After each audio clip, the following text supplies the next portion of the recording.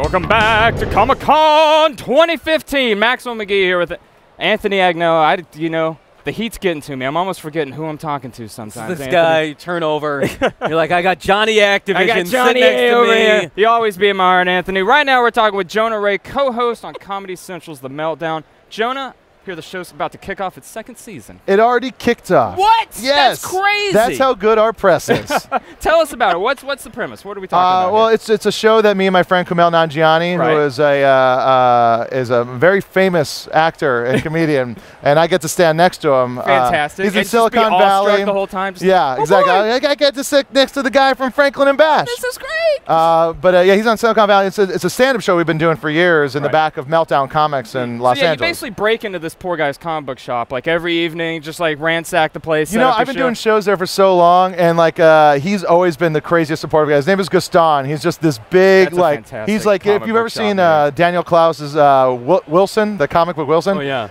That's what Gaston looks like. Actually, that's who Wilson was based off of. Why would you ever say somebody looks like a Daniel Klaus character? That's a horrible thing to say about you. Wilson, own it. You just gotta own it. Wilson was based off of that dude. Oh my God! Yeah, really? I don't even think Steve Buscemi existed before Ghost World. I think it was manifested, summoned into existence. Yeah, slowly exactly. But surely. Then he went back in time and made Trees Lounge and stuff like that. But yeah, it's a stand-up comedy show that we do in the back of a comic book store. We've been doing it for 5 years, and now we just kind of brought a bunch of cameras in, filmed it, put it on TV.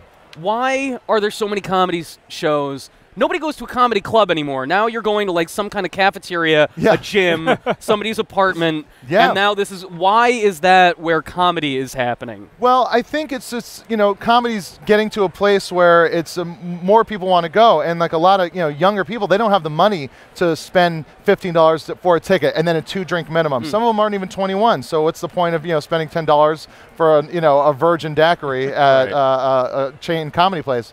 It's more about like, you know, everyone can be involved. It's a very like, you know, very punk rock where it's just like put on your own show, get, you know, flyer it for it yourself, just get in there and do it, because it's like it's more attainable, it's more accessible, because it's like, it should be for anybody who wants to be involved. I've done comedy shows at laundromats in the middle of a field with a generator. I've done them on rooftops of abandoned buildings. The fact that you said a generator, I was expecting you to be like, I did it in the middle of a field. Yeah. It was just like me by myself, me by myself, acapella. It was a power comedy show. I'm starting to imagine some kind of like darts on a map type situation. Hey, we're going to do the next show here. Let me just, oh, it's the park. We're going down to the park. That's what we're doing. There's a girl in Los Angeles that has a comedy show at a pet store. Ooh. Yes. That's a weird smelling comedy show. Do you get to pet the puppies? You get to, people bring their dogs, and like it's like, and if you adopt a dog, you get to like get in for free for the rest of your life. Oh my God. It's an awesome time in comedy, because it's like it's being done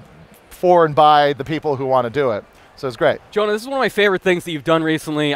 For the very first time, I've been watching the Mark Maron show, and there's an episode recently where he's in a record store, and there is a guy working at the record store who is like the quintessential douchebag record store clerk. Yeah. And he's you. That's me. And you just nail like the condescension and impatience. You know, as a testament to my acting abilities, I've worked at a lot of record stores, and I was always the opposite of that guy. Right. Because I always hated that guy. I was a little kid going to record stores, and you know, I'm trying to like, can you tell me about, you know, Fugazi? He's like, get out of here, kid. What do you know anyway? Everything just sounds like Pink Floyd. Yeah, exactly. Get the hell out of here. So, you know, I've worked with those guys. I worked at like Amoeba Records in Hollywood. I've worked at small mom and pop shops, and I did my best to kind of, you know, go against that idea of the crappy record store guy. Yeah. And but it was fun doing that and being that dick that I got to see all the time and work next to, and just, you know, but people are so sensitive when they go to record stores. There's so many times I would work at a store, they'd bring up stuff and they go,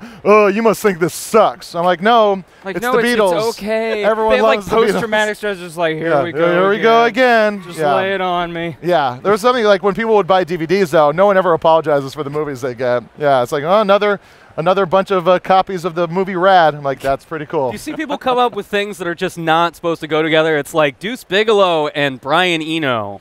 I would see a lot of that. Strange taste. You find these guys that are just, it's like they don't even care what they get. It's just they found it in a bargain bin and they're sold. I just love what I love. Yeah.